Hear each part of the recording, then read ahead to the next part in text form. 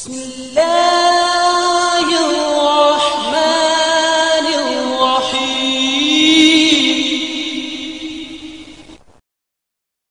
السلام علیکم ورحمۃ اللہ وبرکاتہ.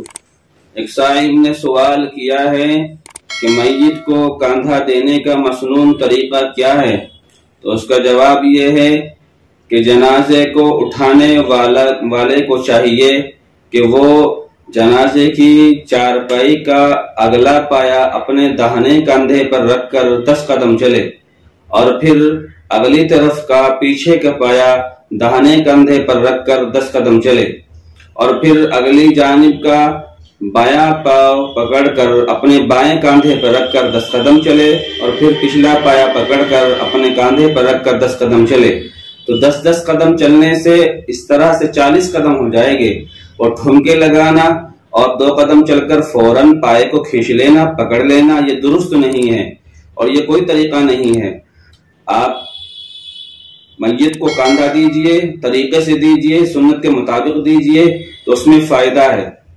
اسی طرح سے بعض لوگ ایسا کرتے ہیں جب جنازہ گزرتا ہے تو اپنی دکان سے اپنے کاروبار سے کھڑے ہو جاتے ہیں. تو اس بارے میں یہ بات ذہن میں رکھ لینی چاہیے کہ تعظیم جنازے کی نیت سے کھڑا ہونا درست نہیں ہے. لیکن اگر آپ کا قبرستان جانے کا ارادہ ہے، مٹی دینے کا ارادہ ہے تو پھر اپنے کام کو، کاروبار کو چھوڑ کر میت کے پیچھے آپ چل سکتے ہیں. اور اگر آپ کا ایسا کوئی ارادہ نہیں ہے تو آپ اپنے کام میں لگے رہے، اپنا کام کیجئے. میت کو دیکھ کر کھڑا ہونا درست نہیں ہے. بعض بھائی ایسا کرتے ہیں کہ جنازے کے آگے چلتے ہیں. تو اگر 2 4 10 5 قدم ہے آگے چل رہے ہیں آپ تو کوئی مسئلہ نہیں ہے. لیکن اگر آپ اتنے آگے نکل گئے کہ دیکھ ہی نہیں پا رہے پچھلے والے آگے کو یا آگے والے پیچھے کو اگر دیکھ نہیں پاتے تو یہ درست نہیں ہے. میت کے پیچھے چلنا چاہیے اور اپنی موت کو یاد کرتے رہنا چاہیے، استغفار کرتے رہنا چاہیے اور ذکر کا ورد کرتے رہنا چاہیے.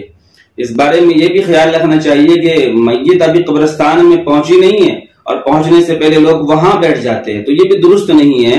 جب تک جنازہ کاندھے سے نیچے نہ اترے، بے شک اس کو قبر میں نہ رکھا گیا ہو، تب تک کوشش کرے کہ وہاں کوئی نہ بیٹھے اور دنیاوی بات بھی نہ کرے. جب میت کو نیچے رکھ دیا گیا تو پھر بے شک آپ بیٹھ سکتے ہیں. السلام علیکم ورحمۃ اللہ وبرکاتہ.